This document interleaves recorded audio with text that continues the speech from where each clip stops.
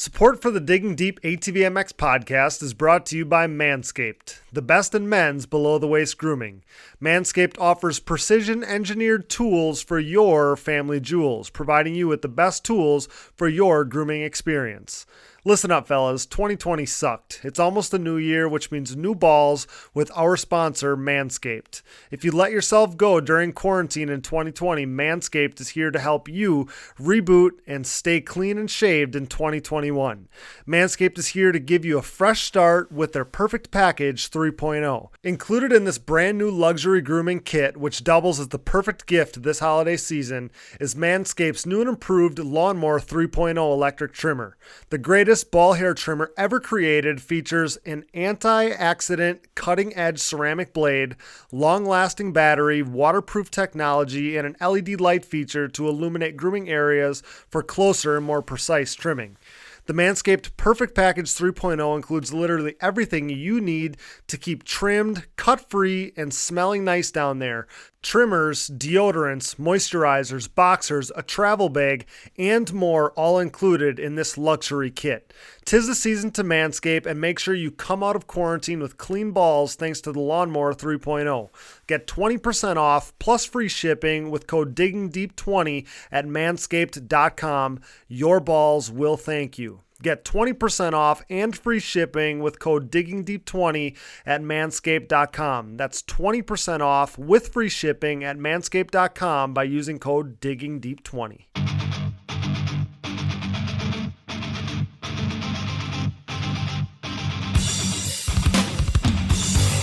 Welcome to the Digging Deep ATVMX podcast with your host, two-time defending ATV motocross national champion, Cody Janssen. Am I on air?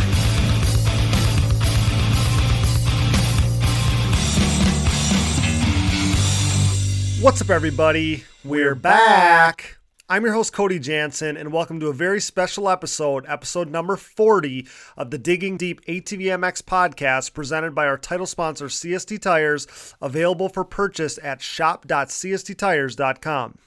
Some of you may know that the number 40 has a very significant meaning to me, and to celebrate episode number 40, we're going to elaborate on that here tonight. This is a story of a shared passion passed on from a father to a son. We have some big-time shows coming up, including going over the newly released ATV Motocross National schedule, breaking some news with current pro racers, and getting more legends on the show. But for tonight, kick back and enjoy some old racing stories from the grassroots of the sport to the highest level and everywhere in between. What we discuss here tonight is what ATV racing is all about, and I think there's a lot of you listeners out there that are going to enjoy this episode with a smile and find it extremely relatable. I want to get right to this conversation. Thanks to our sponsors who are all on board with us tonight. CST Tires, go to shop.csttires.com. Yamaha, thanks to Blue Crew. Valvoline, Ssi Decals, DID Racing Chain, Wienen Motorsports, the Decker Training Facility, Namura Technologies, Bronco ATV and UTV Components, Launderville Steel Enterprises and Concrete Supply, Evans Waterless Power Sports Coolant, Forworks Carbon, DP Brakes, Gripped Gloves, Avocado Green Mattress, Roman Health, Factory 43, and Bikes, Trikes, and Quads, LLC. Support these great companies that support us, and for any products that fall through the cracks, click that Rocky Mountain ATVMC banner on our website to help us out.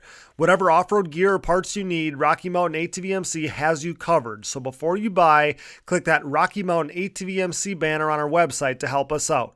Now let's drop the gate on this thing, shall we? 3, 2, 1. All right, guys, I'm so excited to have this guy join me on the podcast. He's my biggest hero and an absolute inspiration of mine. Brought to you by Manscaped and the Lawnmower 3.0 electric trimmer. Go to manscaped.com to get 20% off plus free shipping by using code DIGGINGDEEP20 at checkout. It's my dad, Mr. Joel Janssen. What's up, Dad? Thanks for joining me for episode number 40. I'm looking forward to it, son. This is very, very interesting. Well, it only seemed right. Number 40 was your number. It was my number for the longest time, including when I first went pro. So I really it was just something that all of a sudden I'm like, it's only going to be right if I get that for episode number 40. So I'm really excited for this. I'm excited to pick your brain on a number of topics and hear some of your insight after a lifetime spent inside the sport that we love. Yeah, we've been doing it a long time, since before you were around, and ever since. I don't think we've broke stride yet. No, not really. And I think as we were prepping for this, like we talked about, I feel like there's going to be a lot of people that's passion and other things that they're going to be able to kind of connect with this and relate to this. And just the grassroots where it all started. I feel like there's so many people that are going to enjoy that part of our discussion. So I got to ask you to begin with, you're not nervous, are you? Because Mom said yesterday to me that you might have been, in fact, just a little bit nervous. Yes, actually, a little nervous sitting talking with my best friend. Go figure. I don't understand. Well, it's because that there's just a more official feeling to when you do it like this, doing it via Zoom with the big microphone and everything else. But there's no reason to be nervous. It's going to be a blast to talk about some racing and old stories, like we often do on the show. Now I'll ask you before we dive in: are you surprised with how popular Digging Deep has gotten? Because you've watched it every step of the way, obviously, and even me, it surprises me at times with how many people love this thing. From the beginning, thinking about you doing it and thinking, geez, I wonder how this is going to work out for them, to seeing them bring in 30 sweatshirts to the shop because people are buying Digging Deep shirts and and the hats and all the stuff that has come of it, and the notoriety is amazing. Yeah, it's crazy to me at times that so many people care. There's so much work that goes into it, but it's justified because people enjoy it. And then when you are kind of a source for drumming up content and discussions, and there's people that I get messages all week from people weighing in on the stuff that we talk about, and it's like the conversation just keeps going. That makes me feel really good, especially in a sport where we don't have tons of coverage like that. So I wanted to just at least touch on the fact that you saw it more than anybody, because it started as an idea. I say this all the time, but it started as an idea, not knowing what could come of it, but knowing that I could take some initiative to start some talks, because as a moto podcast listener, I knew we could simulate some things with the ATV motocross stuff, but the way that it caught on and with all the people that enjoyed it, and I feel like there'd be a serious void if we were all of a sudden just gone. So you have a unique perspective because you were right there from the beginning. So I at least wanted to ask about it. Yeah, it really is amazing. Yeah, it's been a lot of fun, but let's dig in here, because I want to talk about your racing career, the business, Janssen Motorsports, and how that evolved, how things transitioned from your racing career into mine. So let's get started. But before we were going racing together, before you built a long-standing company with an emphasis on ATVs, Janssen Racing, which morphed into Janssen Motorsports. Before all of that, and during as well, I guess, but you were a local legend racing ATV, flat track, and TT. But even before that, take me back to when you were a child and tell me how you got into ATVs and motorcycles as a little guy. My father was an engineer, and he always got snowmobiles each winter. So we started with snowmobiles and rode snowmobiles. And then I asked for a mini bike, and he got me my first little Sears mini bike. And I played on that, and then I upgraded to a Rupp. And then I think I went from a Rupp mini bike to a Kawasaki KE 100 or a Kawasaki 75 first, and then a Kawasaki 100, Okay. and then a Yamaha 175. They weren't top-notch dirt bikes per se. They were take the blinkers off them, take the baffle out, and we had a good riding area right by my house, of private land that people didn't mind it. You rode on, and me and all my buddies, it seemed like we all had dirt bikes of some type, and we were racing along the creek. That's so cool. I think that's how everybody started in one way, shape, or form, whether it was your parents. For me, it was different because you did it. So we were always around it. But yeah, I mean, I love to hear how everybody starts, because everybody starts at that grassroots. It was just like, you had that interest. So, and I remember stories you telling me of like grandpa plowing the driveway so you could ride your little dirt bike because it was snowy and stuff like that. I don't know if you got a dirt bike for Christmas or your birthday or whatever, but that's what it was all about, just making it happen. Yep.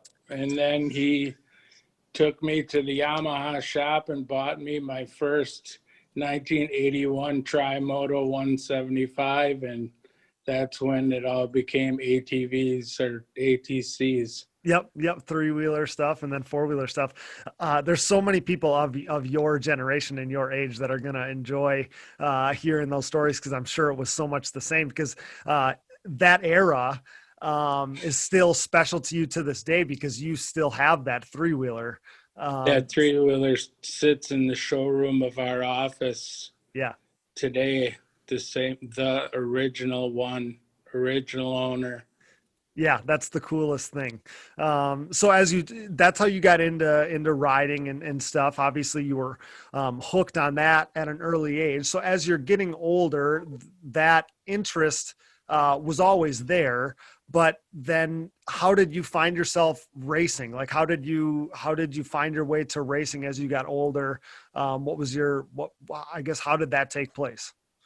I was a good rider of the group of kids that we had. I probably was a standout guy who jumped the farthest sandbox Okay. And then there was a pretty long gap in there, that I had a street bike and some stuff like that. And I was a sales manager of a Yamaha dealership, married to your mother, Lisa.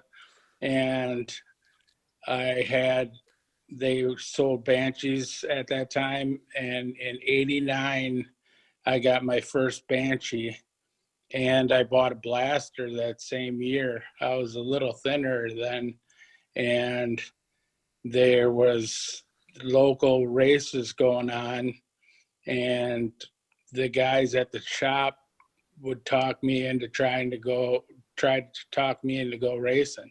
Okay. So I got a set of Hoosier tires, I know, for the back. I read enough in Dirt Wheels that I knew I needed Hoosiers. I had knobby front tires, and I had ratchet straps strapping the back end and the front end down to lower it, because it was on a half mile, which is just crazy to think I'm going out on a half mile for my first race. Oh my goodness. I get a good start, and Bill Berger, who's a local legend too. And people will know the name from Andrea now being the two-time defending women's champ. Andrea's dad. Yep. He passed me on the inside going so fast. I got done with the race. My knuckles were bleeding. I don't know if I had a tear in my eye or not, but if I didn't, I should have. And I said to your mother, I think I might be in the wrong sport. Oh my gosh. So needless to say, you were questioning it after that first experience. Absolutely. Okay. So then go ahead. I went back to the shop and I talked to the service manager, and he said, there's some old Husqvarna shocks down in the basement of the building. So we put some Husqvarna motorcycle shocks on the front of the Banshee and got a lowering link from James Lucky. Okay. Some of the, now I'm doing research and trying to figure out what I got to do for setup. Okay. And ratchet straps weren't cutting it. No, not cutting it at all. If you can only imagine riding on a wheelbarrow. Well, as rigid as could be, obviously. As rigid as can be. Oh my goodness. Yeah, that I can't imagine that. So then I guess after that first race, because you told me as we prepped for this, you weren't hooked yet. You were questioning it. So at what point, as you're starting to do research, you're bettering obviously your machine and stuff and getting more, kind of knowing this whole racing thing, you're learning so much. At what point are you like hooked? At what point was it like the questioning of it went away?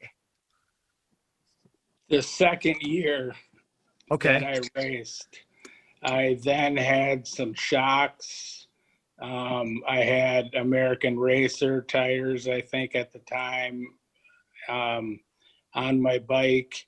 And a guy who was one of the top dogs in the open class said to me, he said, "Are you still racing a Banshee?" And I said, "Yep." And he said, "You'll never win a race until you get a Quadzilla." Okay. And there was probably 14 of us on a TT. And they started 2 rows deep. I was in the second row. I worked my way up, and on the very last lap, I passed him over this jump going into the last corner for the win. And that was it. I won one time, and I was never looking back. Oh, that's awesome. So my next question was going to be when it clicked, but it kind of seems like that's when it clicked. You got that first taste of blood, and then it was this. And as soon as, and I know, that it's always been this way. But when I think back to your racing, you were just an ultra competitor. So I feel like as soon as you got that taste of it, it makes sense that, it was all gas, no brake from there. But you kind of mentioned, your setup getting better and stuff like that. And you were a setup wizard. I feel like it was an obvious strength of yours as you went on to race longer and longer. But I also feel like you enjoyed the chess match that was dialing in your setup, which is so important with flat track and TT stuff. So I guess talk about the importance of setup, but first, you enjoyed that aspect of the racing, right? You came to enjoy the setup. The setup was one of the best things. I had a very good friend, Rob Vandermoss, who I did some racing with. And he was a setup guy also. And I would go out and win a race by, say, a third of a lap and come back in and spend 45 minutes adjusting on my bike. If it wasn't adjusting axles to shocks to swing arm length, and everybody would look at me and say, "Why are you doing that? You just got done winning by a third of a lap." And I'm like, that isn't enough. Because I was always racing the track. Mm-hmm. I wasn't racing the people around me. It was racing to beat that track and go as fast as I could possibly go. Yeah, that's awesome. It reminded me, it reminds me so much of like race car setup, and you did race car stuff too. Yeah. But that's what it's like, where you're always making, the track's ever changing with the day. Things are changing throughout the day and the conditions and stuff like that. So you are always working to better your setup and make sure it's on point. And I remember, it's funny because do you remember when we first started motocross racing, and it was weird because it was like, you don't have to tinker on the bike all the time. Yeah, I remember that. We put shocks on out of the box, set the ride height to what they said in the paperwork that came with them, and rode it. Yeah, it's crazy.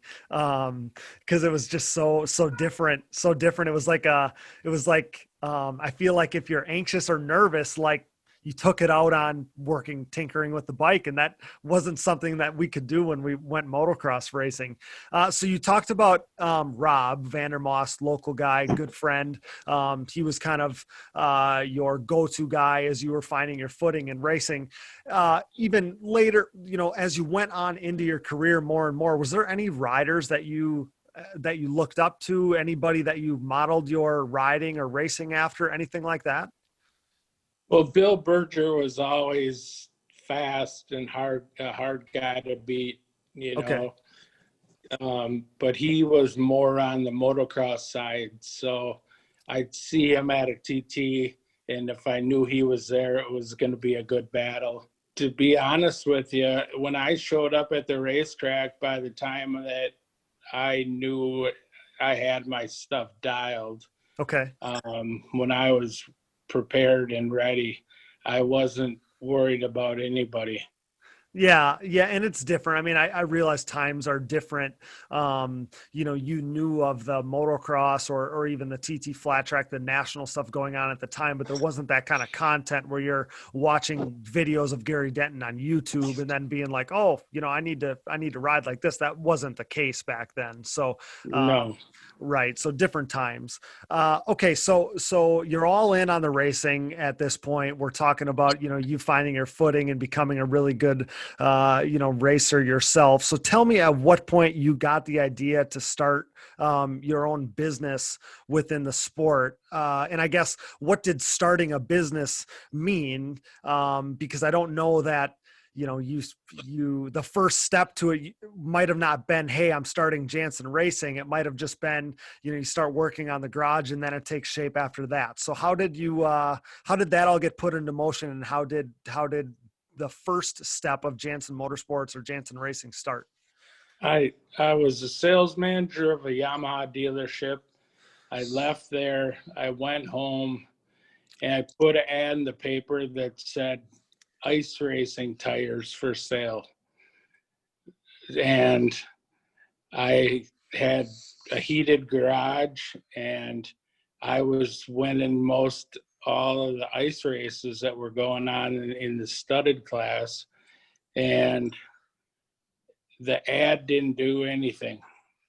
Okay.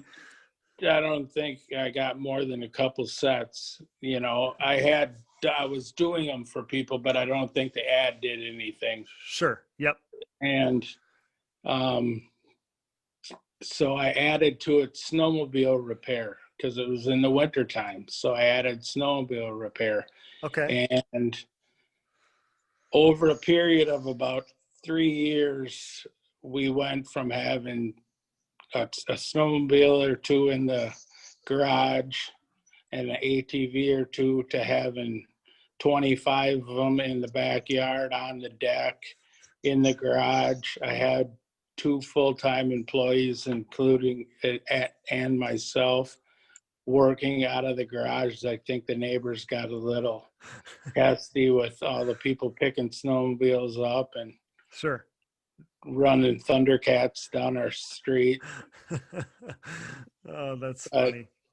But that's when we decided to move on because we had outgrown ourselves. Okay. And that's kind of where I was going is, I knew it started in the garage, which then grew into to a multi-unit building. And then that turned into, the building of the Janssen Motorsports building that we know now at the turn of the century.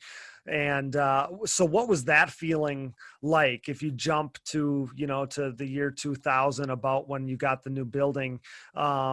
We're talking beautiful building, Janssen Motorsports on the front of it. Business was bustling.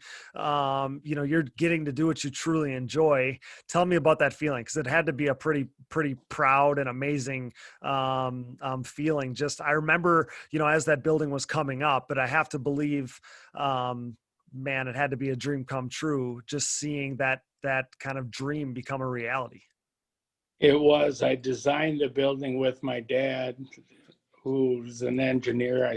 Like I said before, Yep. we designed the building with the intentions of renting out half of it. And within the first year, we had the whole building full. That was in the heydays of, 8 employees, and Mm-hmm. just things were just rolling. We had over $40,000 worth of shocks in inventory at one time. It's Back in amazing. the day. It's amazing. That was one thing that came to mind for me too, was the suspension kits and stuff that were just hanging on the walls or just in the back room, ready to ship. And you'd sell multiple full quad kits like per day, I feel like. And obviously times have changed and that was a different era. But to think back, to the early 2000s, and business was booming and it was a madhouse around that place. You worked from sun up to sundown and then some. Like you said, 8 plus, near 10 employees. You were selling product like it was going out of style. And Janssen really led, kind of an era there. It led an era of ATV racing. There was a cool factor that came with the Janssen Motorsports logo. We were talking about this earlier, but it was trendy to have Janssen graphics back then. People didn't have just custom graphics on their quads. So you kind of wanted to use a kit that was cool. So to have Janssen graphics was trendy. To wear a Janssen hoodie was an image thing. And at the peak of Janssen Motorsports, it was a powerhouse, and that had to be something that made you proud then, and even still makes you proud now, because like you said, that was the heyday.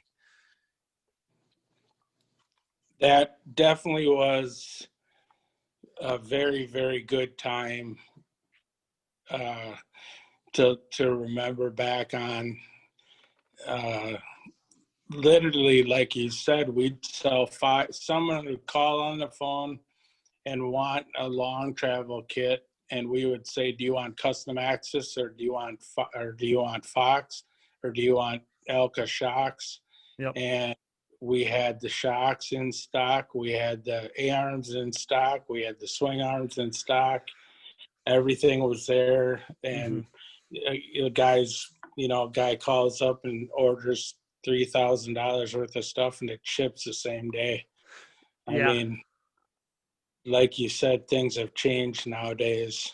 Yeah, with the e-tailers and stuff now, that just, there isn't suppliers like that. Even if you are going through kind of a middleman supplier, that person might not even have it in hand, right? They might just be organizing the sale. So it's just it's a different time. But I think we have so many listeners that think back to that era, and that was still the era of the factory race teams and ATV motocross. And it was just an era that I think so many people hold in high regard. And obviously for Janssen Motorsports, it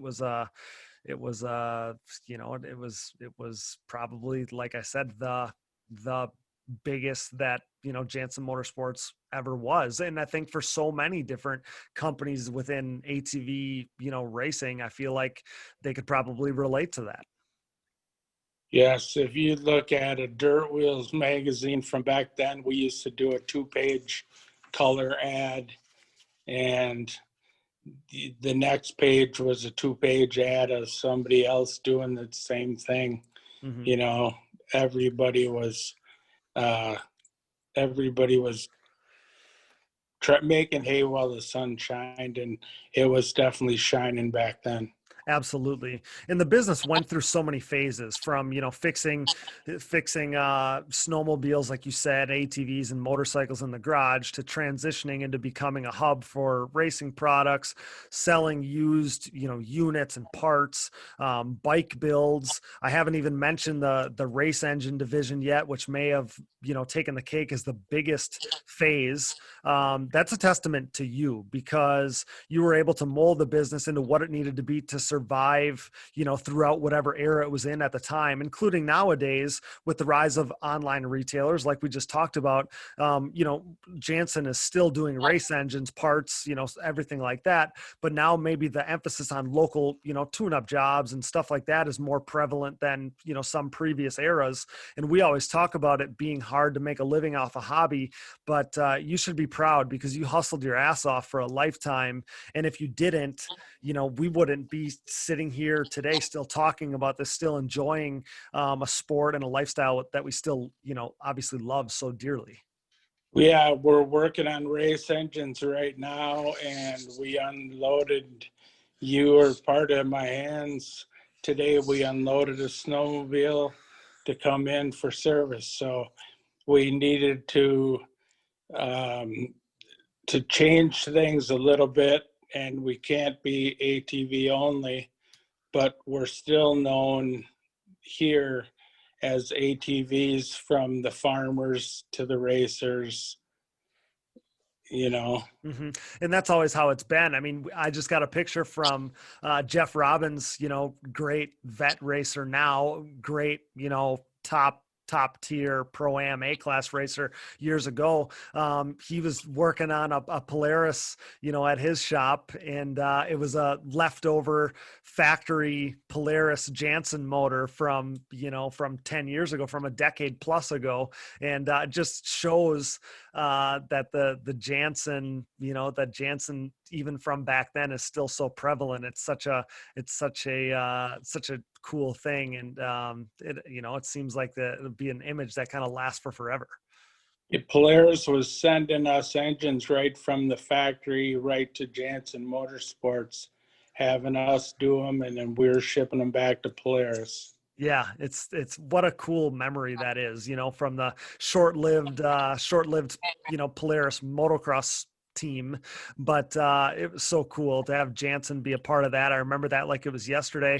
And without Janssen Motorsports, ATV racing as we know it wouldn't be the same, wouldn't be, the way we think of it now. And I'm not talking about me. I mean, you played a huge role in Brandon Hoag's career, getting him connected with some of the main players in his program still to this day. For many years, you were a huge part of Nick DeNoble's career, former AMA ATV pro. We've had him on the show. Same with Sam Rowe. You famously gave him, the Factory Sam nickname that he held onto for his entire career. And that came from you giving him a little Dinley or a little Eton mini quad to race right off the showroom floor. You supported countless riders on their way to dozens of national championships. You played a key role in Jackie Meadows' comeback in TT racing. You were a big time proponent in the four-stroke tech team and that whole project in GNCC racing. So the list goes on. You've done so much, and there's so many people that are indebted to you out there, within our sport. Like I said, you and Janssen Motorsports has left a lasting image on the sport, and that's something that you have to be proud of, because it gives me a good feeling, or puts a smile on my face, just to kind of recount some of those amazing memories and all the stuff that's been accomplished. Yeah, I mean, people are still calling for A-arm parts on a weekly basis, and they're still calling for Janssen hoodies, so we haven't lost all of our cool yet. Right. Yeah. Hang on to it for as long as we can. And it's, it's cool. I think that's something that's pretty telling about ATV or the ATV community as a whole. I think there's so much togetherness. There's so much of a family atmosphere. So, what I know, one of the people that you're referencing, they want to give Janssen sweatshirts as a gift for upcoming Christmas here, and they haven't raced in 10 plus years, but they're still wearing their Janssen hoodies from back then, and they're getting worn out, obviously, and they want to replace them because they still want to represent the brand that was so cool back then. And that's just such a cool thing, because I don't even think when I wore the Janssen logo, I think I took it for granted as a little boy, but now I can relate more because of the Digging Deep logo, right? So to think that people want to take their money or whatever and they want to represent the Digging Deep logo, now I know what it feels like to showcase Janssen, because for my whole life people wore Janssen and it was normal, you know? Yeah, and for me, every Jansen that I saw, there's another Jansen, there's another Jansen. Oh, we did that guy's engine, or we did that guy's engine. Mm-hmm. I just saw a picture. I stumbled upon a photo the other day on a TRX page from, from somewhere between 10 and 12 to 15 years ago. And it was a picture of a pretty stock TRX, but set up for a photo shoot. This guy was proud of his quad, and there was nothing done to the quad except it had a set of Janssen graphics on it from back then, and it made me think it was just such a cool time. So a lot to be proud of there, and something I wanted to touch on because, like we talked about, I mean, like I mentioned, still to this day, you got guys like Brandon Hogue in the pro class, and he's world-class talent, as talented as just about anybody. But, you played a major role in, again, connecting him with some of the people he's connected with now. Not that you're looking for any credit, but there's main players in the sport, that you had a major influence on to help get them to where they are today. So I think that's something I wanted to touch on, and something, again, that you should be proud of. Thank you. I watched out for talent, and when I saw talent and Brandon was going to be on the 300, I wanted him on a Janssen 300, and he made a mockery of everybody, politely. Yeah. But he went undefeated. So yeah, you scout those riders, and there's a lot of people doing it still today. Mm-hmm. You scout those riders, and then you want to get them on your stuff. Well, and you saw a deserving kid, right? Too. I mean, that was part of it, that he needed support or help to be at the races, to have a program worthy to go to national events. And I think that was why, I mean, you're such a big hearted guy. I feel like that played as much of a role as anything. Yeah, that's what did it. And then I guess the talent came along second. Yep. Yeah. Great kid, a kid that we still obviously pull for to this day. And he's been gracious with his time. He still, I think every time I see him, oftentimes he still thanks, me, you, us for supporting him years ago. So good kid. But let's get back to your racing a little bit. In about 2005-ish is when you transitioned out of racing regularly. Do you have a favorite racing memory or memories, anything that stands out when I ask that question? Well, the one story of me that winning the TT when I was told that I'd never win on a Banshee. Okay. Obviously that one. Winning in front of 8,000 people at the Dairyland race. Okay. Yep. With a full gate of 250s. Yep. Was pretty good. And then setting a track record in Iowa. I don't even know the name of the track, but I set the track record on my Banshee that held for like 40 years. Some guy in a car, I set the track record, and they made a big to-do over that. That was very interesting. And I hang my hat on that. It's like nobody went around this track faster than I did. Yeah, that's the coolest feeling. One of the ones that stands out for me, and it would have been one of the last years of regular, racing on the regular for you. I think you got second, but it was at Atwater on a tiny little circle track, and for whatever reason, you started on the back row.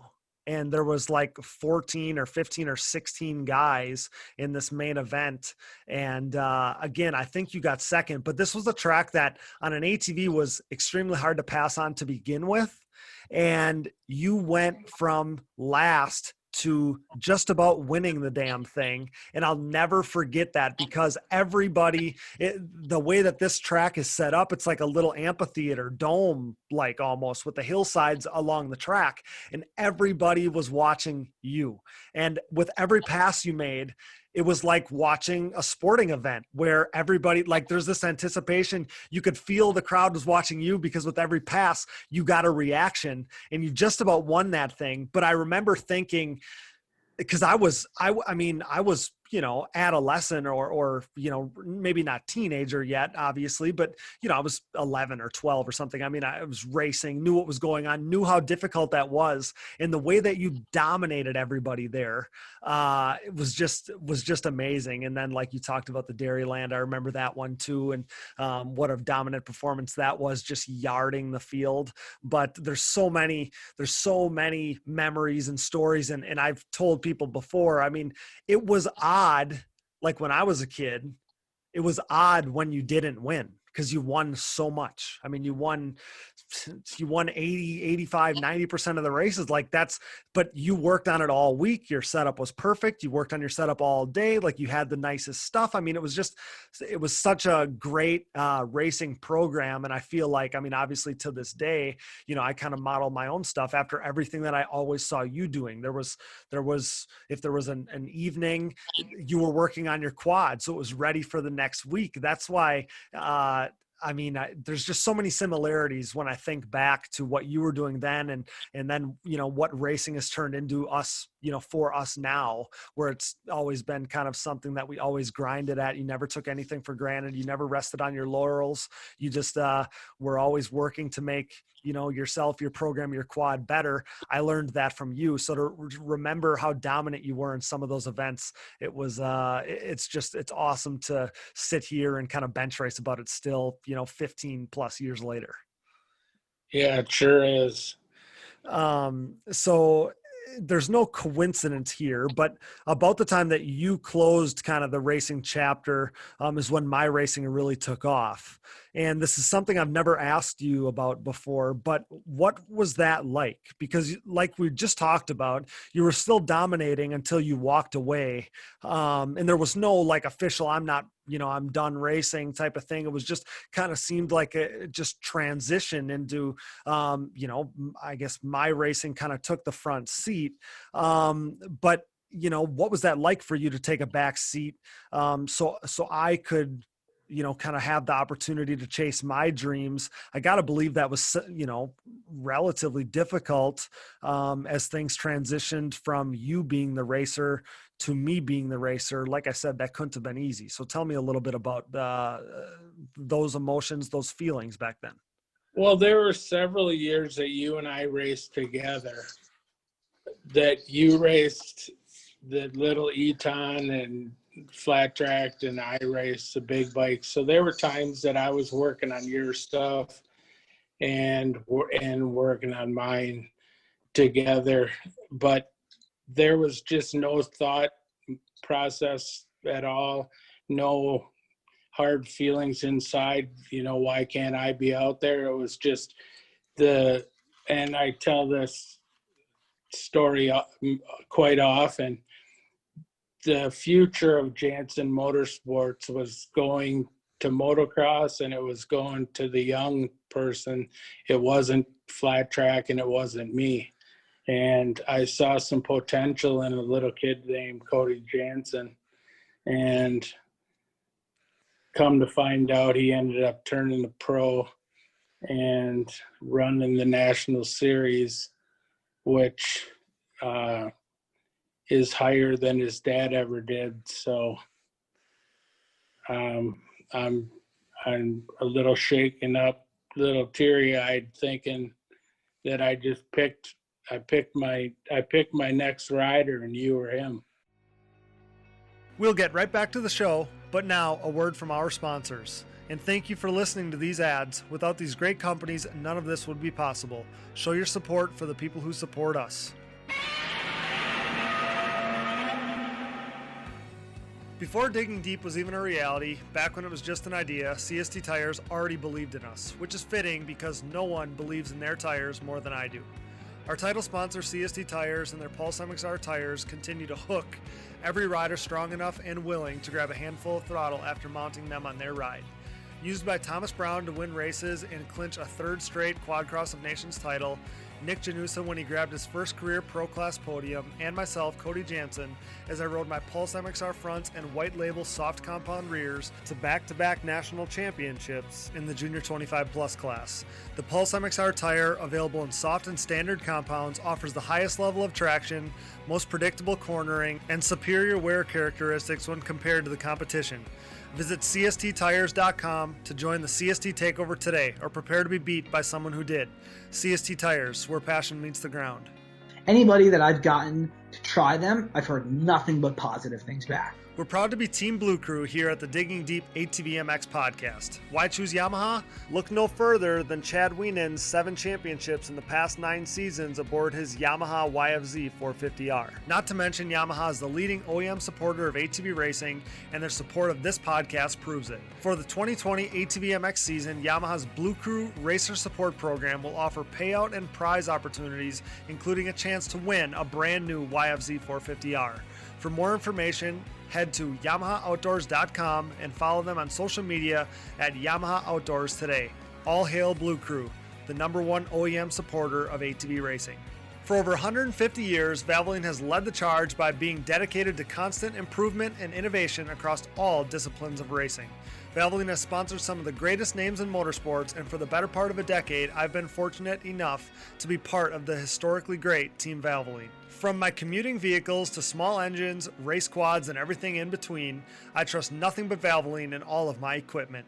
I've experienced increased function and durability, as well as a longer life expectancy thanks to Valvoline's array of products and lubricants. Since 1866, Valvoline has been focused on bettering your experience, whether on road, on track, and everywhere in between. Upgrade to Valvoline today and check them out at valvoline.com.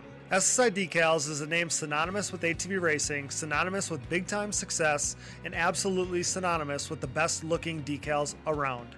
An offshoot of their parent company that was established in 1947, SSI first took shape from owner Ian Harris's passion for ATVs. With what started as just making numbers and decals for riders like Chad Wienen, the company quickly took off, and today you couldn't imagine ATV motocross without SSI decals.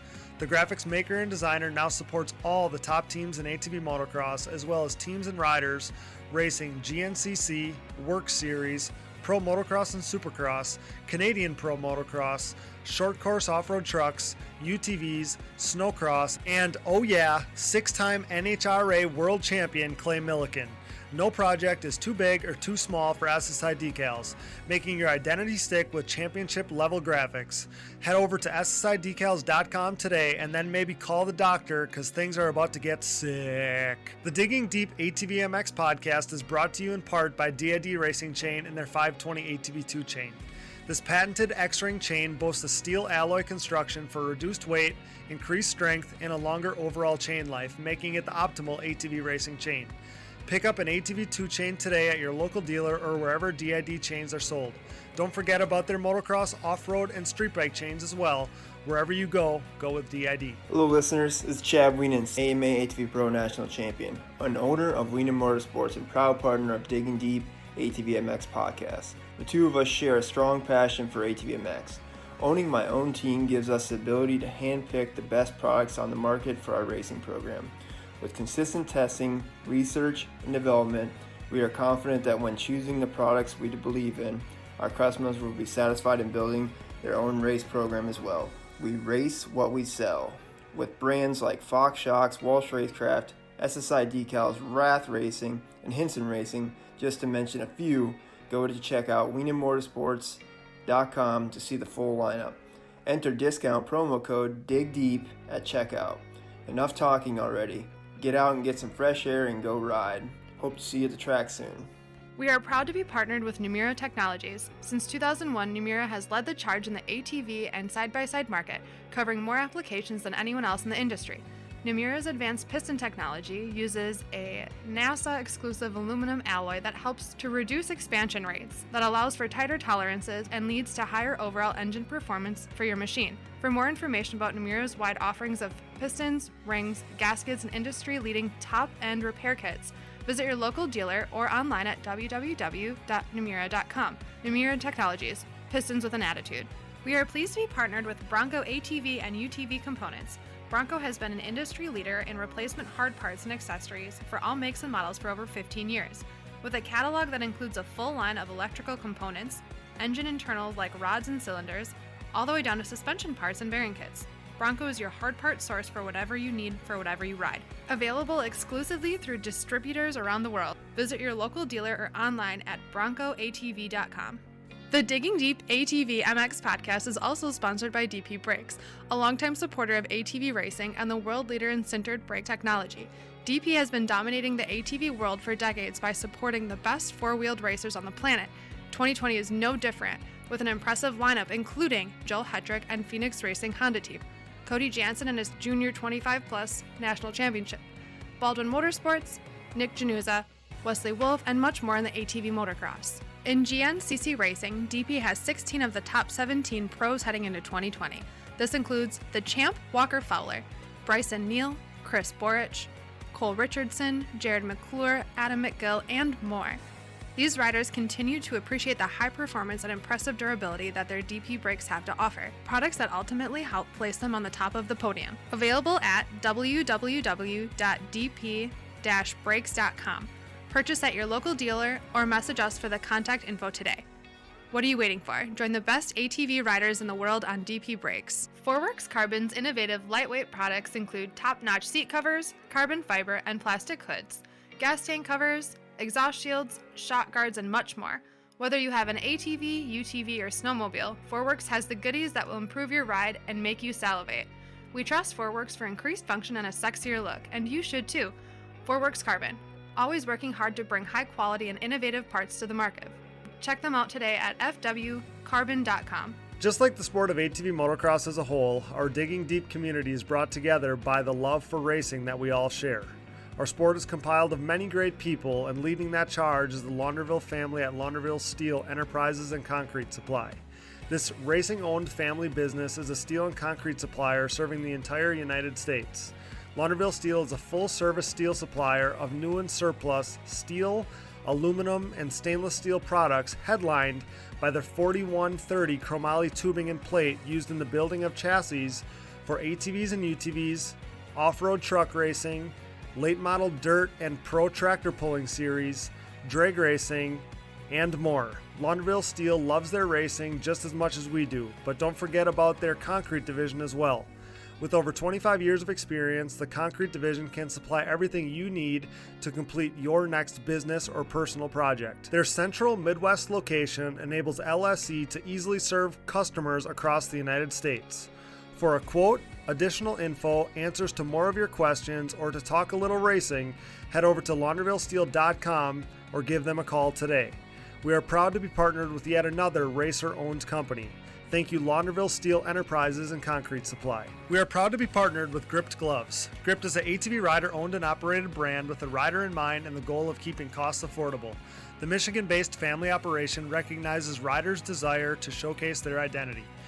Owner David Payne's love for eccentric colorways and crazy patterns shows in his product, something not often found in the work of big manufacturers. Here to push stereotypes and limitations, Grip's drive is to produce a glove with cool colors and designs that won't break the bank. With comfort and quality as key motivators, the family affair is constantly working on the next more innovative and improved glove. Get a grip on life, join the Gripped movement, because no one wants a bland glove. Check them out today at grippedgloves.com, that's GRIPT gloves.com, and use discount code DIGGINGDEEP10 to save at checkout. If you were to guess, on average, how many days people in the U.S. have to wait to see a doctor, what would you say? Americans have to wait around 29 days to see a doctor in major U.S. cities. And if you're dealing with a condition like erectile dysfunction, you want treatment ASAP. That's why our friends at Roman have spent years building a digital platform that can connect you with a licensed doctor in your state, all from the comfort of your home.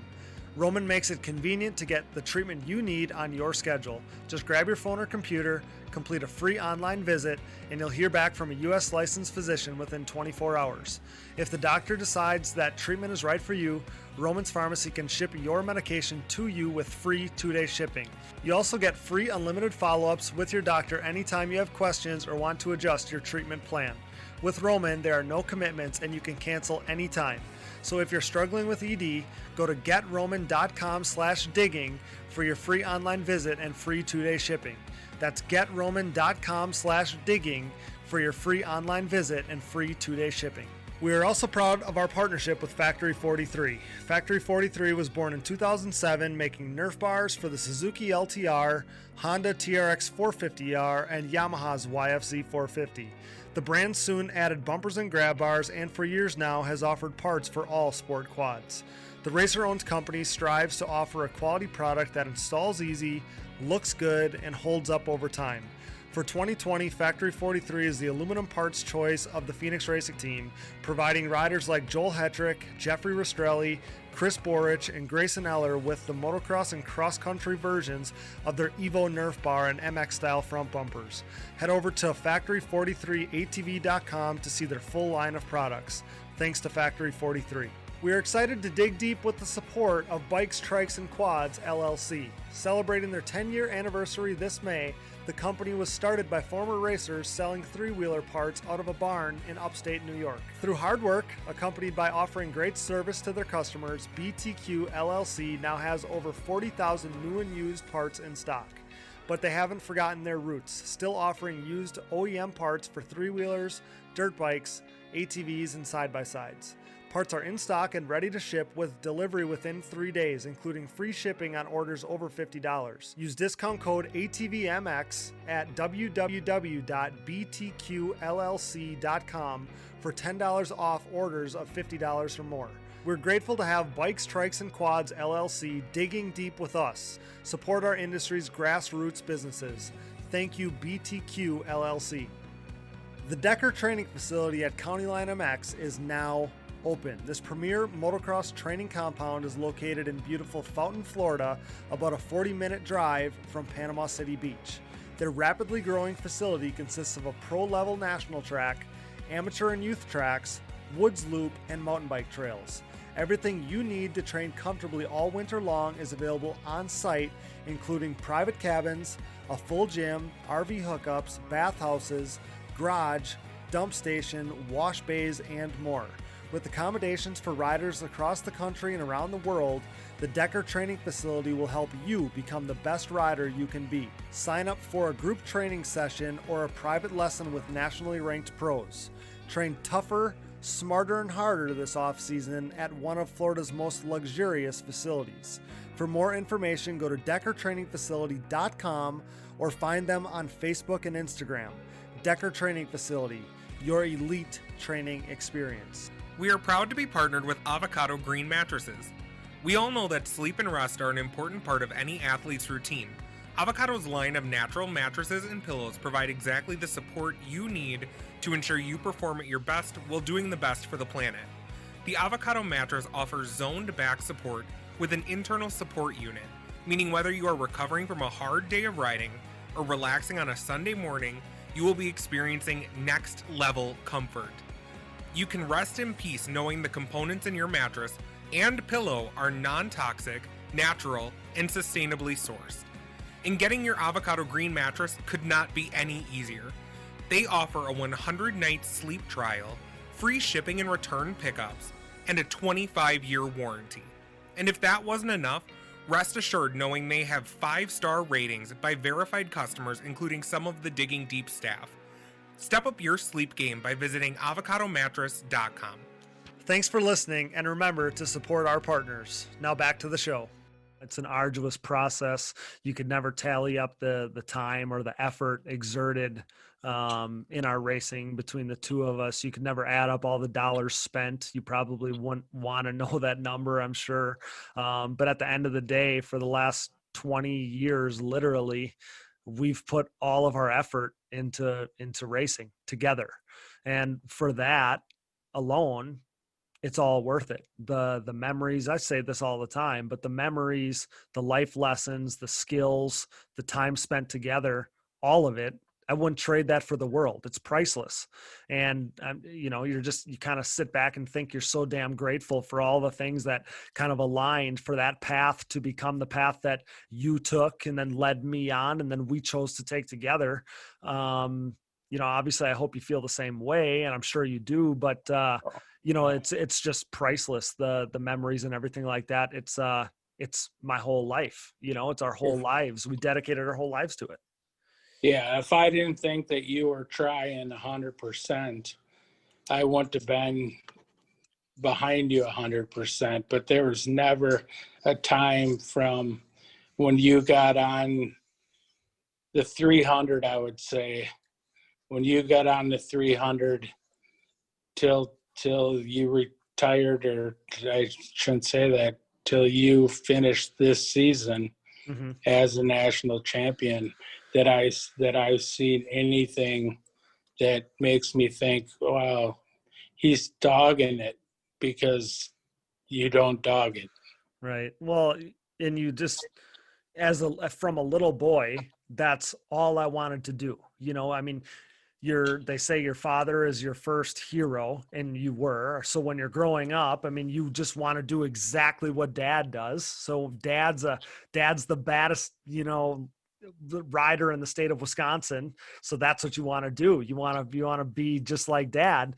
And then, you know, as I started getting into the motocross stuff and watching old videos and Wavos and all that stuff. So then, you know, that transitions into, oh, you know, I want to be a pro ATV racer. And that's just like, I remember from being such a young age, chubby little kid.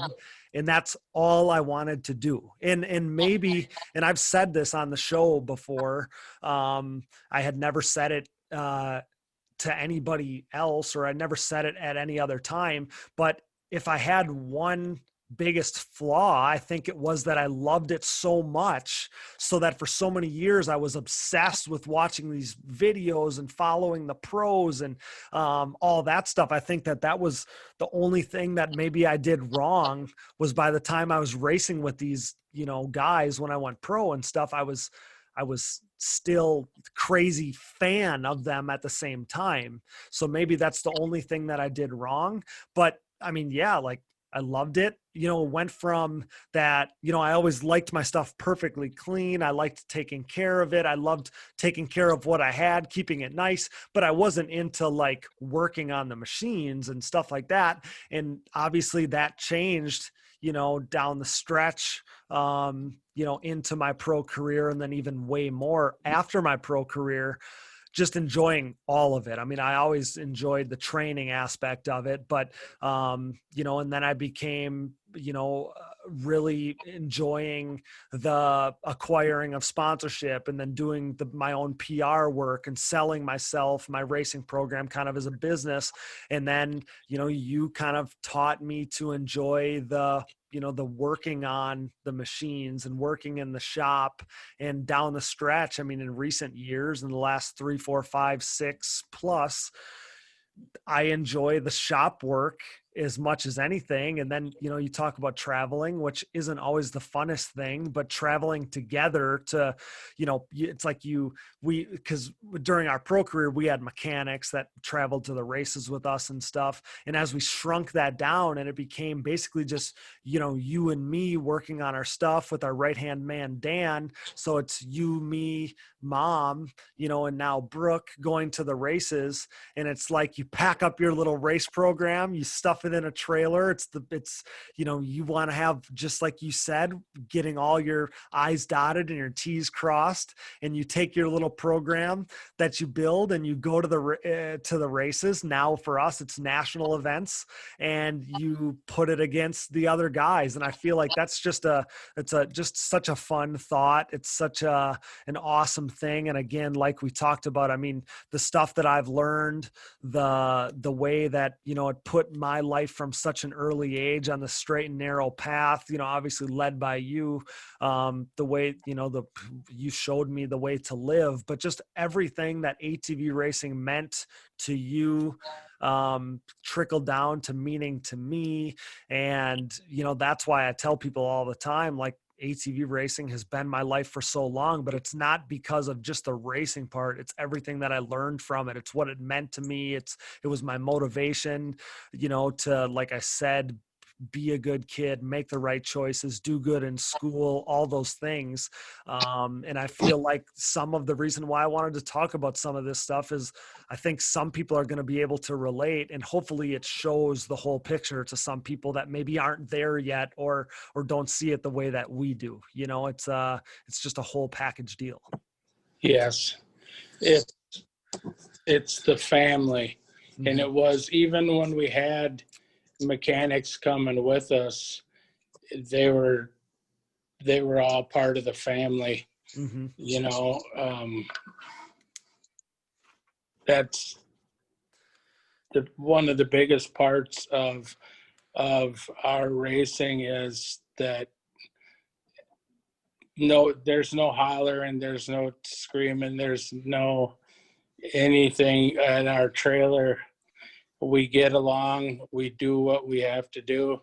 Hopefully when those guys in your class see the 25 trailer pull in, they go, damn, Janssen's here. Yeah. I mean, I remember that feeling from, even you, growing up, and you kind of telling me that, and then, feeling that feeling for so long. But you're exactly right. I mean, it's all about having fun. I always tell people you're going to be the most successful when you are enjoying what you're doing. And again, I mean, I often feel like, the way that my pro career went, like we had unfinished business, like we didn't really show our true colors or what we were fully capable of. But I think that some of that is tied to the grind of the pro class. Again, that's something I've talked about on here before, but if I could go back in time and just put an emphasis on having fun, we would have been even more successful than I think that we were. I mean, obviously there was no yelling, there was nothing like that. But if I could have just went back and said, hey, enjoy this. Don't put so much pressure on yourself. Just enjoy it. I think that might have changed some of it a little bit, but still all of it is just such good memories. And, I can see pictures of us looking at one right now on my desk of us hanging, hugging each other on the podium. And it's like, it can take me right back to those memories, Yeah. Yeah. It's the best. Sure. Yeah. So, I started racing motocross. I became a good local rider. I burst onto the national scene. I won a national championship in 2007. We found success right away when we moved to 450s, finished on the podium behind Cody Gibson in Pro-Am. Then won a national championship before going pro. We won the Pro Rookie of the Year award in 2014, raced the pro class for half a decade, like we were just talking about. And now we've won back-to-back national championships in the 25 plus class, now just doing it for fun. From all of those years, and what I just described, there was about 15 of them. Do you have a favorite memory from kind of my racing years, or anything that stands out from my career, I guess? One was Redbud, the year that Phil Bierster saw you. You won Redbud. Yep. You won A class in Redbud. I think it was A or was Pro-Am. It was 2000. Yeah, it was 2011. I was just going through the story in my head the other day, and it was 2011, and that was when we weren't going to all the national races. I had won a national championship in the youth class, like 3 or 4 years earlier, and Redbud 2011, and I felt like I had something to prove, and it hurt me so bad that I felt like I was a good rider, but we didn't have the ability to go to all the races. So I thought I put everything into getting ready that year, that summer, and I wanted to just I don't know, go give myself a chance to get a ride or get some support or something. And yeah, we won Production A, won in Production A, won in 16 to 24. And I got, showed up unannounced and got fourth in Pro-Am. And that's one of my favorite memories too, because it was like you come out of nowhere and kind of burst onto the scene. And that next Monday morning, you got a call from Phil and kind of we got the opportunity that we always looked forward to. Otherwise, that was again 2011. We wouldn't be here today doing this, talking about this, if it wasn't for that one day and that one phone call. That and the 25 plus needing to win the final 2 years ago. Just you coming off and the hugs and tears and just the energy and emotion that happened like this year at Sunset Ridge, the emotion that we have that comes out in us, those hugs I'll never forget. You're exactly right. And I feel like, last year, 2019, the first of the back-to-back, we were in a position where we just had a couple tough breaks, bad luck, whatever, and we needed to win down the stretch to win the championship. So we had to go 1-1 at Loretta's to win it, and winning it then, after being pretty dominant, throughout the season, obviously, if you look at it on paper, but just the way that the bad luck we had and the points fell, we needed to win at the end. So that was like a highest of high feeling, because for you too, obviously. It was like the emotion just pouring out because your back was against the wall, and I got a rock stuck in my rotor the weekend before, the race before at Redbud. And I remember like cartwheeling down the hill and thinking my season's over, my championship's over. And, we won on Sunday there at Redbud, and then went 1-1 at Loretta's and won it by a point. Those emotions, being backed up against the wall, those emotions are what fuel you. That's what you live for as a competitor.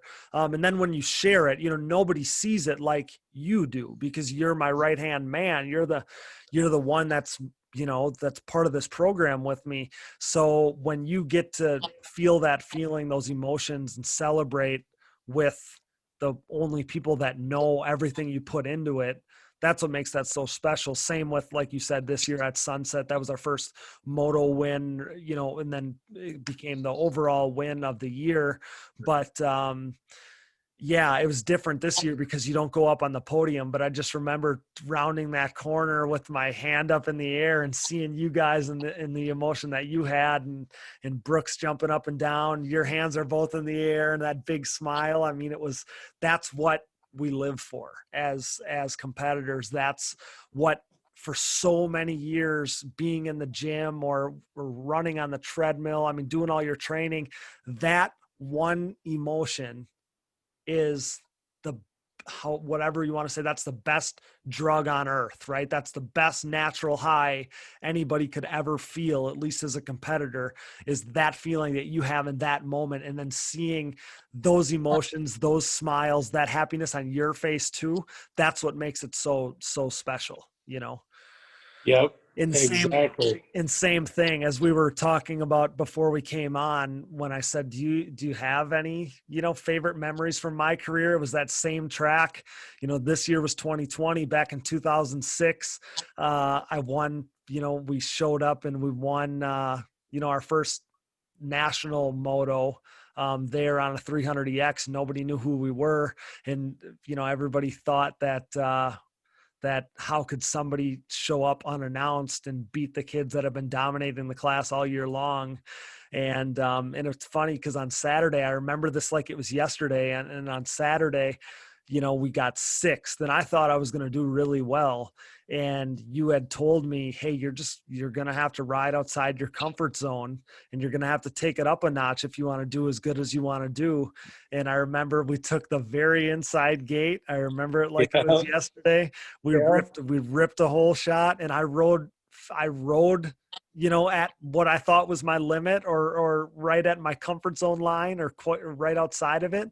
But we won that race. And then we were talking about it earlier, but like you said, then we got tore down because people didn't think that we could win. They assumed that this kid showed up. Nobody knew who we were. How could he win and without cheating? And sure enough, we were legal. And that's when I think we kind of felt like the next year we were going to get our pennies together. You were going to, get enough money together that we could go to the WPSA Nationals. And that's where we won our first national championship. And when you think back to some of those memories, it's crazy that, it's crazy how much time has passed because it feels like yesterday. And I've enjoyed every step of the way. Yep. So sure have, my friend. Yeah, it's awesome. So we talked about this a little bit about the atmosphere you create for inside the pit for your racer, having fun, all these things. Do you have I guess to other fathers out there or to other parents kind of in your role, maybe specifically to fathers of young racers, do you have any advice you'd want to offer them? Any words of wisdom you'd like to offer after all your years being in that role with me? Yep. Yeah. We've been talking about it all day. You have to make it fun. It has to be fun. I know there's a lot on the line and a lot of money being spent, but it has to be fun because if it's not fun for the rider, he's not going to enjoy it. And his career length or longevity, I think, would be in direct relation versus if you have if your child goes out and races and doesn't do as good as you think they should do, give them a hug and tell them we're going to go back tomorrow and get them, or you're going to come back in 2 weeks and we're going to make some changes and make those changes that need to be made to the bike to make it. If the bike is capable of winning races, then the rider should be able to win too. And it's all a big smile at the end of the day.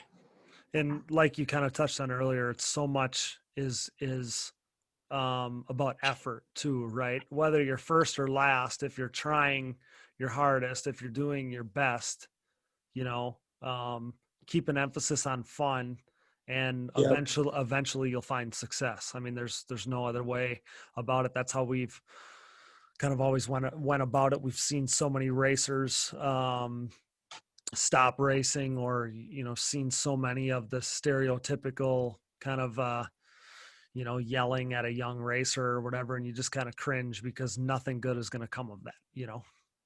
Right, exactly. I got a quick story. There's a gentleman at a race. We were out in Pennsylvania, I believe, and the kid was near the back of the pack and his dad was hollering at him, and you happened to be standing pretty close to me. And I went to him and I said, that's my son over there. And I said, he used to be 212 pounds and never really rode in the back of the pack, but you worked hard at it when you were young. And I said, now he's a pro. And he said, who is he? And I told him he's Cody Janssen. I hope that my words for that guy helped, help him go back to the pits and take it easy on his son, because he was screaming his screaming at his son and screaming at your boy or your daughter is not going to make anybody go any faster. Exactly. It should be a team effort. Don't make your racer feel like they're alone or let them struggle by themselves. I feel like I always tell people, I've said it at my riding schools for years and years, that you build a rider up, and that's how you get the best of that rider. It's like taking a plant and you water it and you give it, sunlight, and you give it all these things. That's how you build that plant into being a better plant. You don't, point and scream at it, and nothing's going to come of that. You don't deprive it of your attention.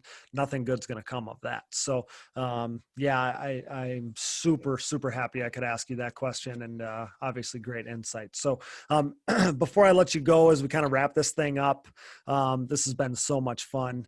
I want to do some rapid fire questions, so kind of your first reaction. Doesn't need to be a long answer if you don't want it to be, but kind of just your first thoughts as I ask you these questions here. So if I ask you your favorite racer of all time, who would it be? Chad Weenan. Why? Because he does it on his own. He builds his own stuff. He's worked his stuff off, and he's a really, really good guy. When you meet him, it's not, I guess, just the talks that I've had with him, and it's Chad in my book. Yeah, he's such a great ambassador for the sport. But then when you're talking to him, you'd never know that he's the guy. He's like the GOAT. So yeah, great answer. Favorite ATV you ever owned? Legger 450 with a Legger. Mark Legger built me a custom 450 and hybrid, right? CRF motor. Yeah, CRF. Man, did I do some damage with that thing. Yeah, you sure did. There was very few of those ever made too, right? Yeah, it had a flip up seat, and yeah, we had remote start on it. Yeah, I was the remote starter key holder. I was the holder of the remote starter back then. Yeah, and we'd roll it down to the line and fire it up like we're a drag car. I was your pit crew. That was cool. Okay, can you tell me the quick story of the only ever motocross race that you raced in, aka the snow race? Yes. Matt Rowe, Sam Rowe's dad, another good, very, very good friend of mine, talks me into racing motocross because they're having a snowcross, and I'm as far from a motocrosser as there is. And we had Cannondales at the time. The dealership was selling the Cannondales. So I took a Moto 440 off the showroom floor. Maddie and I ordered up the tires that had the biggest knobs we could find on them. Like sand tires, right? Like dune. Yeah. Dune tires. Yep. And he was all over me, but I could roost him up the hills, and I got enough roost on him that I won. Yeah. So my only true official motocross race, I won.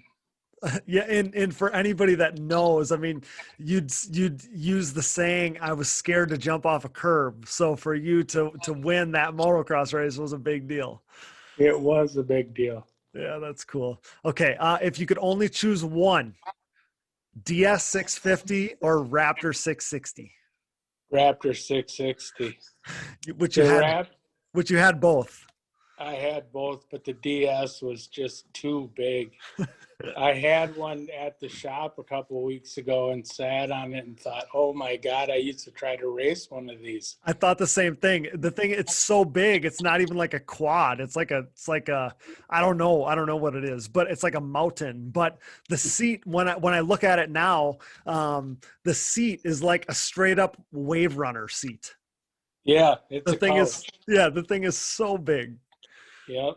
Yeah. So I knew you'd pick Raptor, but I needed to be able to emphasize that you had both, and you were successful. You've raced both, but you had the first DX 650 in the state, right? Yep. Yeah. And the first Raptor. Yeah. That's so cool. I took the Raptor and sent that out to LRD. Got it from the dealership, left it right in the crate, and sent it to LRD. Oh, so the very beginning of the Raptor. Back before we were doing 4-stroke motors. Right. Yeah. Well, yeah, because it was so fresh at that time. The 4-stroke wasn't the dominant machine. Okay. This is going to be hard for you because you're a music buff. Favorite song to listen to before a race? Twice as Hard by the Counting Crow, or by the Black Crows. Okay. Now everybody's going to be tuning in. They're going to look it up and get hyped. Okay. What inspired, this is episode number 40. That's why we're doing this. So what inspired the number 40? My AMA number. On my card, the last 2 digits were 40. I was told that's how you were supposed to get your number, because I started out as number 88. And I went to number 40, and I'm glad I did. Yeah, me too. Which is the same place where 25 comes from. So good thing that's a good looking number, because that's my AMA number too.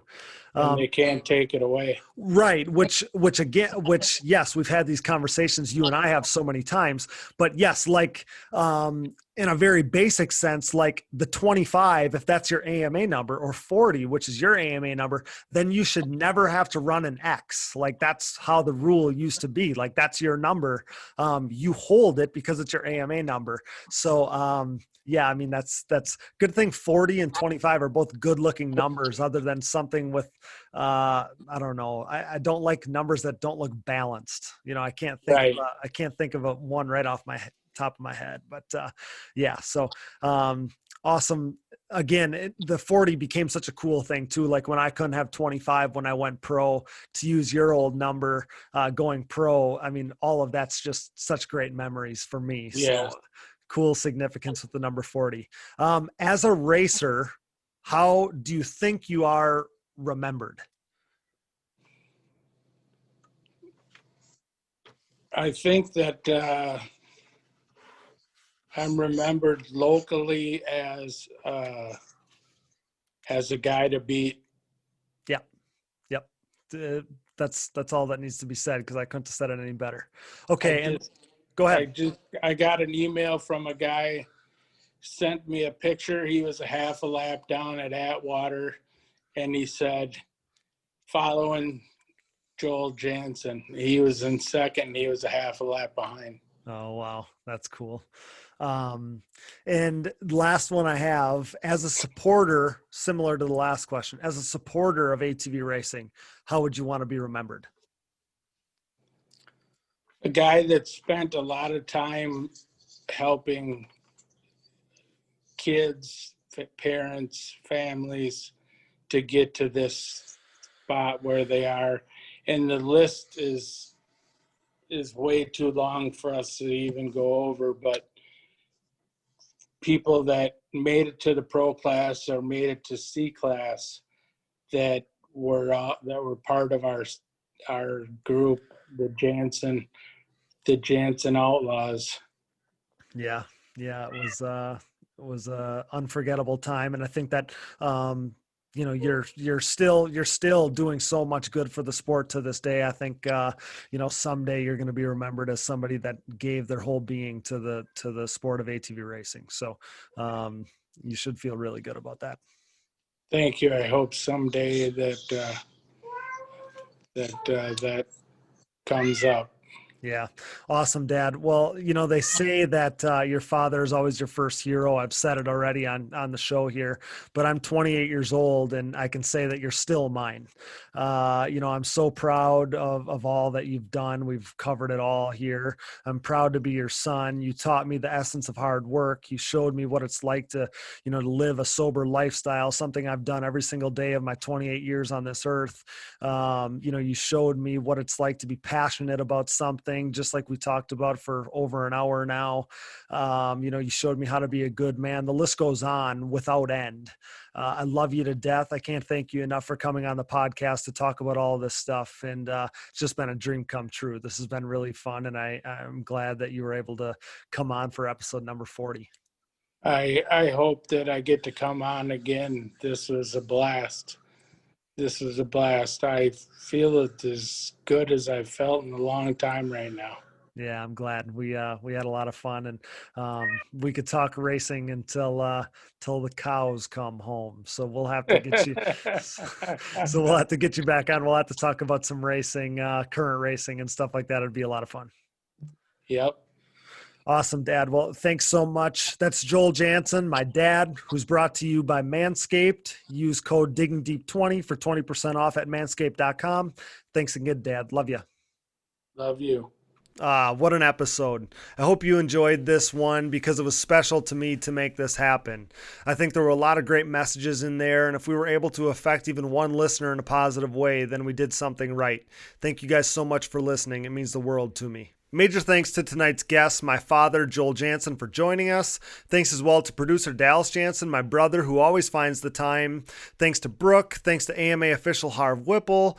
Thanks to our sponsors, CST Tires, shop.csttires.com, Yamaha, thanks to Blue Crew, Valvoline, SSI Decals, DID Racing Chain, Atvs Motorsports, the Decker Training Facility, Namura Technologies, Bronco ATV and UTV Components, Launderville Steel Enterprises and Concrete Supply, Evans Waterless Power Sports Coolant, Fourworks Carbon, DP Brakes, Gripped Gloves, Avocado Green Mattress, Roman Health, Factory 43, and Bike Strikes and Quads, LLC. Support the brands that support our show, and don't forget to use those codes to save. Find them on our website, and be sure to click that Rocky Mountain ATVMC banner to help us out while you're there. And most of all, thanks to you guys for listening. If you're interested in show merchandise, Digging Deep shirts, hoodies, and more make for great gifts this holiday season and are available with free shipping on our website today. And if you're looking for another easy way to support our efforts, visit our website and click the Buy Me a Coffee button. By doing so, this allows you to set up a one-time or monthly contribution to help us out. Remember, you can call our voicemail line, 920-569-3519. Give us a call today and you may hear yourself on an upcoming episode. Follow the show on social media, Digging Deep ATVMX Podcast, and myself, Cody Janssen, for additional content this off-season, and keep tagging us in those screenshots showing that you're listening. I promise to keep sharing them. It's a simple and effective way to help us grow, and we really appreciate it. You can find us on Apple Podcasts, Google Podcasts, Amazon Podcasts, Spotify, Stitcher, and more. Basically, wherever you find podcasts, you'll find the Digging Deep ATVMX Podcast. You can also find all of our episodes, additional podcast providers, sponsor links and discount codes, our show merchandise, and more, all on our website, diggingdeepatvmx.com, so check that out today. As always, subscribe to the show, give us a rating and a review, tell your friends, share our posts, wear our shirts and hoodies. We have some awesome episodes coming up in the next few weeks that I'm really excited about, so stay tuned for that. But with that, for tonight, for Joel Janssen, Dallas Janssen, Brooke Catherine, and I'm your host, Cody Janssen, thanks for listening to the #1 podcast in ATV racing, 1 million downloads and counting. Until next time, thanks for joining us and digging deep with the stars of ATV motocross.